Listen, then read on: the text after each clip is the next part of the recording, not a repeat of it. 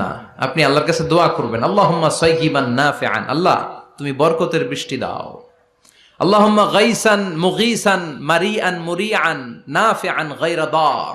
বিষ্ণুই পড়তেন, আল্লাহ এই বৃষ্টিটা যেন উপকারী হয়, এই বৃষ্টি থেকে যেন ঘাস লতা পাতা কিছু পায়, এই বৃষ্টিটা যেন আমাদের জন্য বরকতময় হয়, যেন কল্যাণময় হয়, কোনো ক্ষতির কারণ যেন না হয়, তুমি কবুল করো। আমিন। আবার বেশি বৃষ্টি হলে বিষ্ণুনবী দোয়া করতেন, আল্লাহুম্মা হাওয়ালাইনা ওয়ালা আলাইনা, আল্লাহ আমাদের এলাকায় আর বৃষ্টি দিও না, আমাদের চারিপাশে দাও।